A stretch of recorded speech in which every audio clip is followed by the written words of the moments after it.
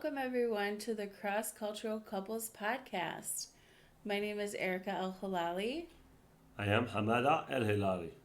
and we have been married for this month. It'll be 13 years. So I am from America and from a Irish Catholic and Danish upbringing. And I am from Rabat, Morocco.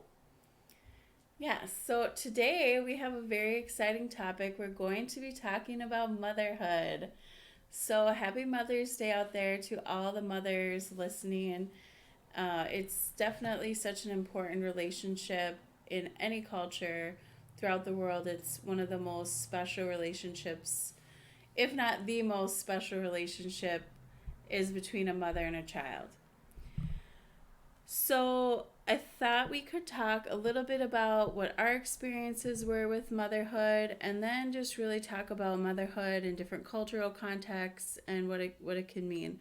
Because I do think that there are some cultural components that come up in motherhood, but it is one of those things that every single culture, there are mothers, it's such a primal, I mean, nobody exists without a mother. So it's one of those things that's almost universal, but there are some different cultural nuances that come into play. So specifically, I thought we could maybe talk about I'll just talk about what my experience was becoming a mother, what that process was like. For me personally, I really enjoyed being pregnant. I loved being pregnant. I never felt better in my whole life. I come from a long line of Irish women who I think we just biologically like being pregnant. Like it just felt really good. We felt really healthy. I know a lot of women have issues when they're pregnant, but that was not the case with me. I felt in great health. I felt great emotional health, everything. So for me, the pregnancy part was wonderful. I felt it was very spiritual. I felt very connected to Sammy, my son. I mean, and even as a child, I always knew I was going to have a son, which is kind of weird, but I just felt it. Like, I just felt his little soul was out there waiting for me. So I never even doubted, like, when we were going to, we go to the doctor and they tell you the sex of the baby or whatever. I'm like, it's a boy. And it's not that I wanted a boy or a girl. I just knew that that was his little spirit that was coming my way. So Yeah, it's crazy how people can feel that stuff. yeah, it was like on an intuitive level. I just knew. So we had the birthing process was harder for me. I didn't like that process at all. It felt like I think part of it is because I really enjoyed being pregnant so much. I really I felt like he was safe inside me. Like I just felt like really good about it, and so it felt really unnatural. Like I just, and even though the birthing process is completely natural, it felt very like unnerving to me. I'm like, no, he shouldn't be outside me. He was safe inside, and now he's out in the world, and it was a scary feeling for me. Especially if it was a C-section. If it was more like a natural, you'd probably have different feelings about it. Absolutely, and Than yeah, because you and tell you, oh, at 7 we're gonna have the baby, and it's like, yeah, yeah, yeah, and it was hard. Like that part was hard. The like just the physical act of it, getting a baby cut out of you, is not good. But obviously, for medical reasons, it does help. Obviously, that we have C sections because when you look at maternal mortality rates, things like that, definitely C sections help people. But there are some emotional triggers or whatever you want to call it that come when you do have a C-section. It is a surgery. It feels weird having it happen. You don't really even feel anything because like at that point, so I had been in labor for 2 days without any pain medicine. In the past, I've had bad reactions to different pain medicine. It's always like messed with my asthma and my lungs. So I just didn't want to have pain medicine. But then when it came time to it, eventually I did get an epidural, and then we had the C-section. But yeah, so I had 2 days of child labor with no pain medicine, and then had a C-section. So not the best experience. But then I got to see my little man, Sam, who just is the biggest light and biggest ball of great energy. And and I felt that energy, like I just felt that the whole time I was pregnant, and then like now I see it in him now. He just has this great energy, full of life, full of just this amazing spirit that this little guy is. And I think that's really for me where I it was a very spiritual experience, the whole process of becoming a mother. And I think a lot of times it's talked about in such a like the physicality of it, and people really talk on the surface level of it a lot, but for me it was an incredibly spiritual experience. It's something I'll always cherish, but just the whole process of becoming a mom is such a beautiful gift in terms of really opening up your entire heart to love, and your entire you don't even know the capacity of what love is, I think, until you become a parent. But and it's not to say that other people don't love. It's just it's a love on a whole other level than you ever knew existed. So I think for me the process was very the birthing process was hard, and then the postpartum process. So we were very blessed. We had um, a healthy child. He didn't have any issues, so thankfully we didn't have to worry about anything like that. So we were able to take him home.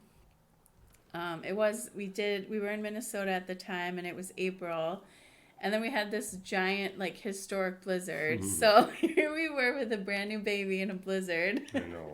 I remember driving that. I was driving so slow. Yeah, it was pretty crazy. And yeah, so it was just, you just wanted to cocoon yourself in your house. And I remember I was like, I'm not leaving the house. We're staying inside. And just once we got home, we wanted to be safe and sound.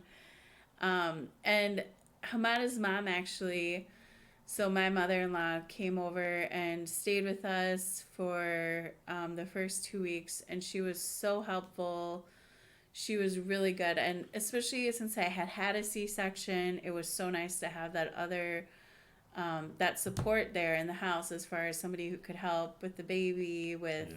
picking things up, because you can't lift very much when you've had a C-section. Do you like being at the hospital, just you and me, or do you like people visiting in and out of the room I liked that so for the birth it was just me and Hamada, and I liked that for the because first 3 days? while I was in childbirth, because while you're in for me, like, I wanted to be as calm as possible, especially because I didn't have any pain meds or anything like that. I wanted to, and Hamada is a very calming presence to me. Like his energy is very calm. So I didn't want anybody else coming in and like disturbing that energy force. And so I wanted to stay as calm as possible.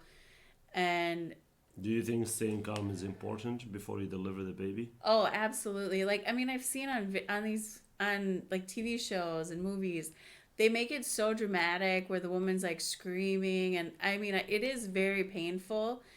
But I actually felt like just doing like deep breathing and really like calming my mind and trying to calm my nervous system really helped. Yeah. I know that they had like essential oils and like lavender, just anything that can trigger you to kind of to relax. I think helps make the process better. And you don't want to raise your blood pressure. You don't want to raise because that's dangerous for you and the baby. So just all of that, you want to try to be as calm as possible, which is really hard, especially if you're a first time Yeah. mom. But Yeah, I remember no one came to the room until like the afternoon of that morning when he had the baby. yeah, and that was kind of nice. Then they all welcome. They can come in and have fun. Yeah, yeah, But I think it's really important for you. I think to be calm, and I think. yeah, absolutely. I think that's a great point. So then after we had Sammy, Hamada's mom stayed with us. She was extremely helpful. I think in a lot of cultures, there's help from different female family members. I know that happens in America too, but I don't think it happens as often. Like, I know that there's people who I know just personally who've had to take care of a baby alone, like while their husband went Yeah. to work or whatever. And it's like, I really think that it's a big problem in America that I know we're in a very individualistic culture, which I know we've talked about in previous podcast episodes, especially with Hofstede. But I just think that we live in such an overly individualistic culture to the point where there are actually things that are hurting people. Like, being alone, trying to take care of a baby is not an ideal situation. In most cultures, that's not the norm. Especially the first baby, maybe.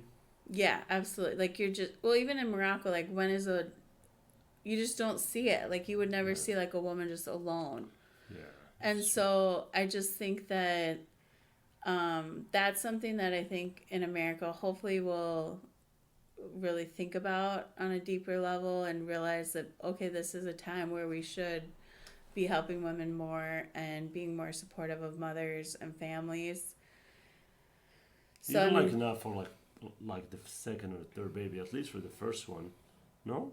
I mean, it's such a physical thing to have a baby. I mean, I only have one, but I feel like the whole process, like, we need to have more support just in You're right. general. You're right. I mean, and it even comes down to, like, look at our paid family leave policies.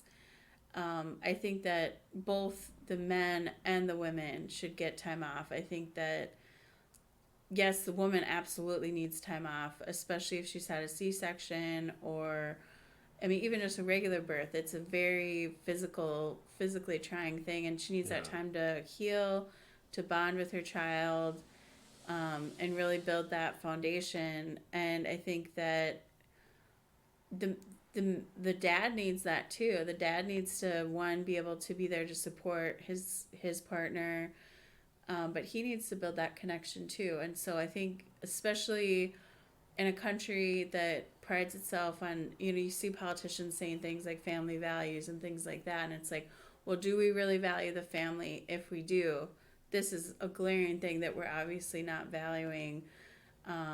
Is that process of becoming a parent? So Yeah. And did you like a bigger hospital or like that smaller hospital we went to? Why did you choose the smallest hospital? well, it wasn't. I mean, it was still like a really well, like, rated hospital and all of that. I could have gone to like a midwife or something like that even, but I didn't go to like a big trauma center.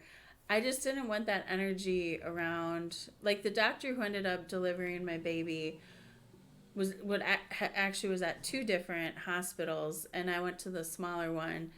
And the reason I went there is I didn't want a lot of trauma around me or my child when they were born. I wanted them to be So you want a good in, energy yeah, I in wanted the good energy for Okay. sure. Because I remember you choosing. We looked at three of them or two, and you said, "Okay, I want this one." So I was Yeah. just curious. I knew, but I want you to tell people Oh yeah, yeah, what you thought. Like in Morocco, my mom. I remember her third child. She delivered him at home. She delivered it at home, yeah. and she actually learned how to cut the. That's crazy. What is that? The umbilical cord. Yeah, she Yeah. actually learned from her first and second birth because she was by herself. I don't even know how to do that. She actually, because she was a tailor, remember? Oh yeah. So she just got it. She just remembered how Wow. did it then, and she just did it. But That's amazing. I know. Yeah. So because like I think in Morocco, like these days, yeah, the woman will visit the doctor often Yeah. when she's pregnant. But when my mom was delivering us, they probably only saw the doctor like at the day of the birth. Wow. Yeah. That's amazing. So Yeah, and I mean, it's just really amazing the amount of prenatal care, how that's expanded. There's still a lot of problems in America with access to that prenatal care. Um, and I know there's a bunch of statistics out there about how African American women have higher maternal mortality rates than um, the other racial groups. And I just think that it goes back to what are our priorities? Like, do we really value families and babies and making that process as smooth of a transition as possible? And I think when you look at our policies as a society, I would say America doesn't value families. It's not evident in any of our policies. I think a lot of people do value families, but it's just not showing up for us in our government and even in our corporate policies. So I do think that there's a lot of work as a society we need to do on that. I know for a lot of women throughout the world, there's a lot of different realities they face, whether it's the types of healthcare they can get, the types of paid leave, the types of support they get societally. But I think we need to, you as an individual have to figure out what's best for you, what's best for your family. In my social context, having my mother in law come, maybe as an American, wasn't like the most ideal. Like, a lot of Americans would say, like, oh, why would you want your mother in law to come? For me, it was absolutely fabulous and I loved it. So I think having that help was so needed for me, and I'll always appreciate it. Yeah. I also think that there's a lot of spirituality in motherhood that we don't really acknowledge, at least not in America as much as we could. I think we think of it almost as like a medical condition, like, oh, you are pregnant and then you have the baby, and it's very like clinical. And that to me is not really what motherhood is at all. And I know different women have had different experiences with midwives and things like that. But even if you are in a hospital setting, to me, it was an incredibly spiritual experience. So that we would maybe read a couple of quotes. Mata can read that one. There's a quote is by Oprah. She says, "I believe the choice to become a mother is the choice to become one of the greatest spiritual teachers there is." Yeah, and I think that's so true as far as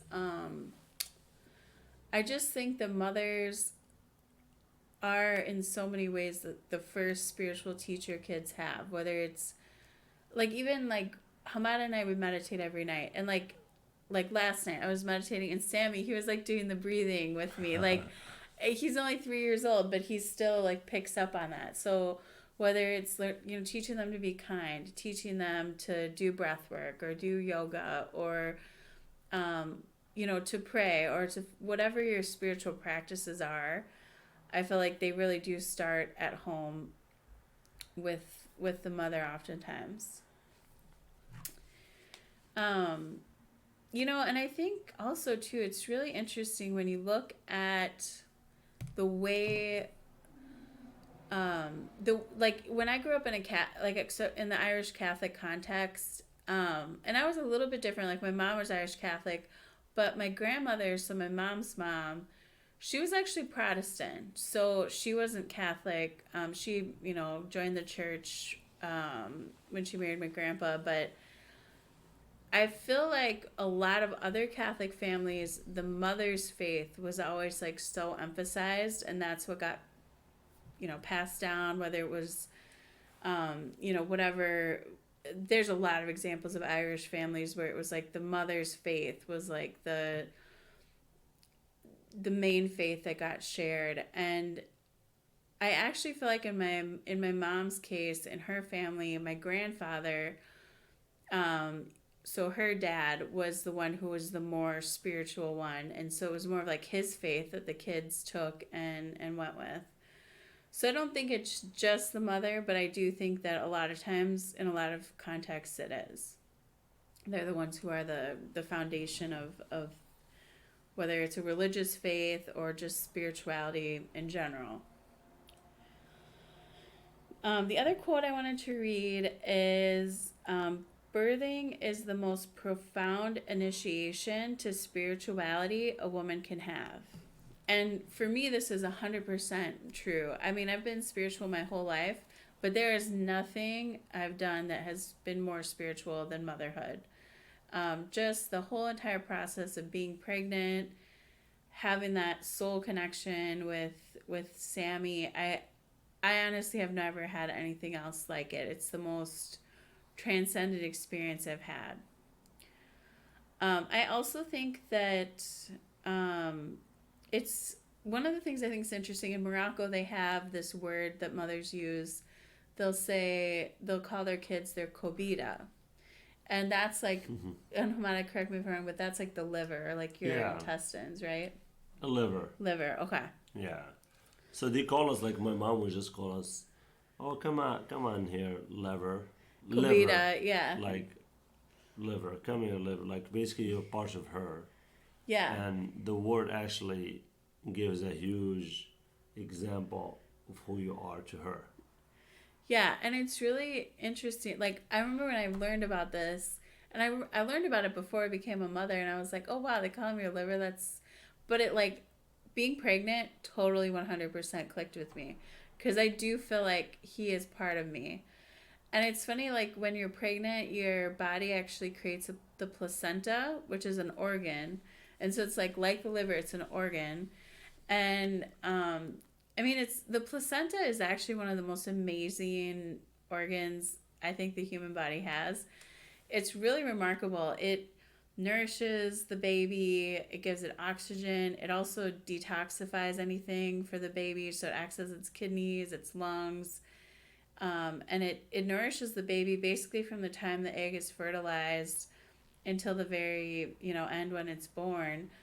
And it's such a I feel like they don't study it enough.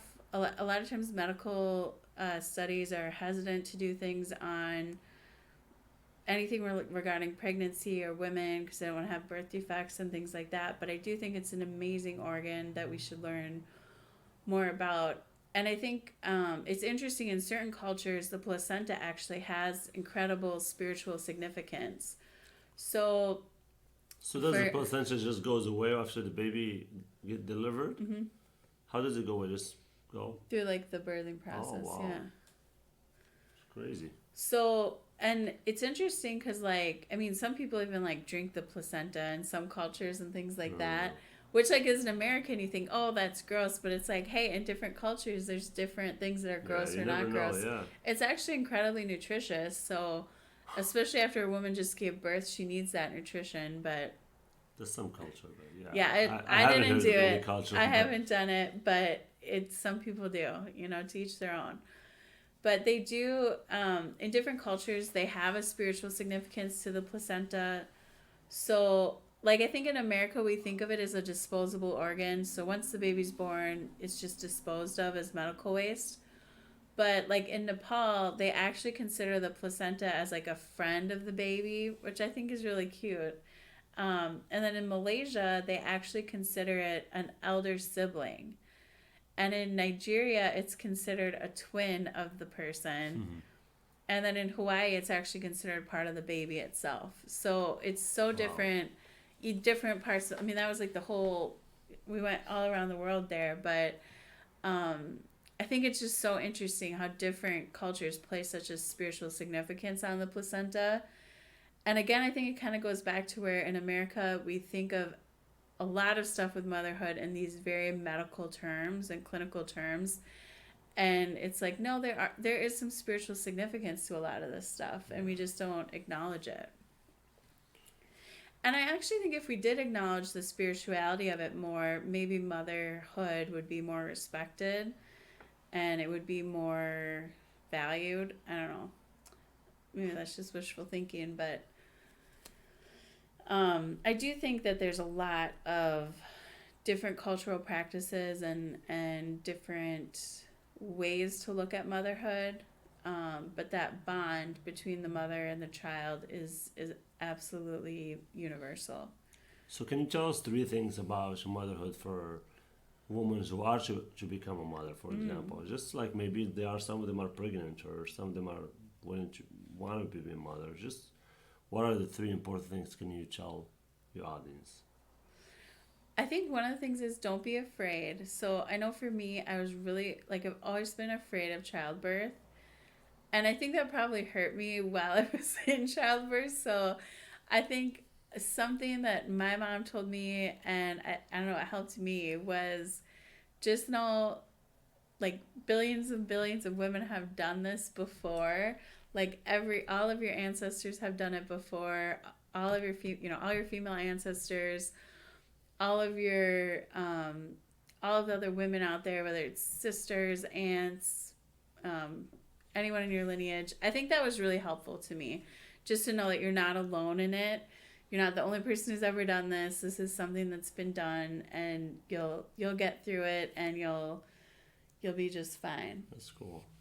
The second thing I think is, um, really listen to what your body needs and what your spirit needs. So there may be a lot of, I feel like motherhood is such a socially loaded role, because it is such a foundational role in any society, that society pressures you with all these things. They want you to do this, or they want you to be this perfect mom this way, or there's all these judgments. Like, zone all of that out and focus on your own voice. What is it that your body needs? What is it that your spirit needs? And really make it, really honor that, because your baby's soul chose you to be its mother, and really honor what your voice is advocating for. So I think that's really important. I think women, a lot of times, people try to influence them. They try to get them to do things a certain way. But really listen to your own voice and see what is it that I need. Is there something wrong? There's plenty of cases out there where women have had to advocate for themselves. A doctor or a partner is saying, "Oh no, that's just normal," or whatever. If something feels wrong, listen to your voice and understand, like, is this just like irrational fear, or is there actually, my body's telling me something's wrong, or my spirit's telling me I need this, or this environment isn't helpful to me, or whatever. Really honor that. And then I would say the third thing is really take time to reflect. And I feel like that's so important, because you're not going to be able to listen to your voice. You're not going to be able to advocate for yourself if you haven't taken that time to really reflect on who are you, what is your purpose in life, how can you help bring a child into the world who can find their own purpose and their own voice if you don't know your own. So, and motherhood is so important for help guiding your child to whatever their dharma or their purpose is, but it's also so important for helping them learn how to love, helping them learn how to be kind. And it's, if you can't do that for yourself, if you can't love yourself, if you can't reflect on yourself as far as,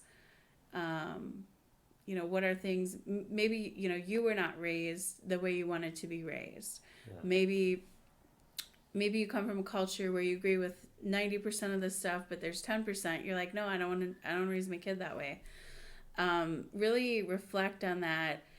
And, you do have 9 months during the pregnancy to do some of that reflection. But, if you're not pregnant yet, take some time to really think about that before you get pregnant, because it's such an important spiritual journey, an important experience, just that you'll have in your life, the most important experience you'll have in your life. And so if you can be reflective before you get into that, it's really helpful.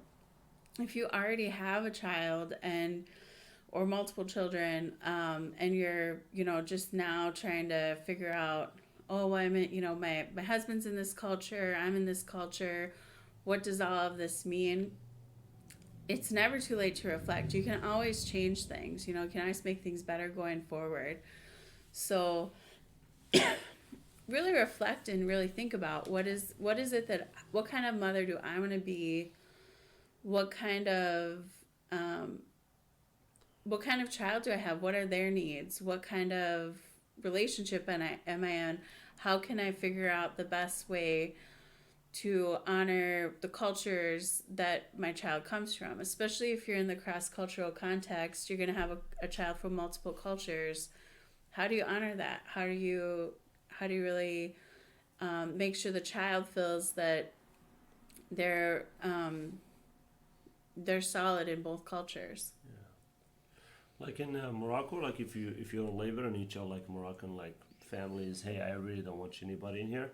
It may be kind of different, and maybe some families like they will take it like, oh, why does she want us to be here? But like my family didn't react any different. We just told them, hey, Erica wants to want to be by herself during labor, and they understood it and they respected it. So I think it's not a bad thing to say, hey, I want to be myself in labor. Mm-hmm. Was it? What do you think? No, I absolutely don't feel like when you're the one who is pregnant and gonna give birth, whatever your needs are and whatever your child's needs are come before everybody else. And so if for you to have a calm labor, it's important for you to maybe have only one or two people and not have a bunch of people around. Advocate for yourself. Let people know. And it's not personal. Just say, for me, I just only want one other person there. Yeah. And I'm somebody who picks up on energy really easily. So like if I have a room full of people, it can drain me emotionally a little bit. And so for me, I just wanted to have only one other person that I was focusing on, like myself, my baby, and my husband, and that's all I wanted. And then after the labor, then everybody's Yeah, then it welcome. was fine because it was like, okay, I went through that process, Yeah. and it was fine. Now that you had a baby and you know how hard it is sometimes, do you do you have more compassion toward your mother? Oh, absolutely. And Can and you explain? yeah, so my mom was so she had me and then she had my sister, and my dad got MS when I was 2 years old. So she had a baby and then me as like a 2 year old and a sick husband. And I mean, like, I honestly can't imagine like how hard that would have been. I mean, not even just the physicality of like having to take care of two kids and a sick husband and going to work full time. Um, but then having to, the emotions of it, just the emotionality of it. I think I totally sympathize and have a lot, like you said, just have a lot more compassion. I honestly have a lot more compassion for women in general. After going through pregnancy and childbirth, it's like women go through a lot for their children. And so like if I see somebody like doing something disrespectful to their mom, it like makes me so mad now. I'm like, you don't know what your mother went I through. know. Like Well, not even during labor, just during like changing diapers and doing yeah, all that, and the everything. sleepless nights and all that. Yeah. Oh, Yeah. speaking of sleepless nights, the worst part about motherhood, and I mean, childbirth is hard and all that, but it's like, it's a short period of time and then it's done. Sleep deprivation is a real problem. Like, I love sleeping. I'm a good sleeper. I always have been. And the sleep deprivation was so hard for me.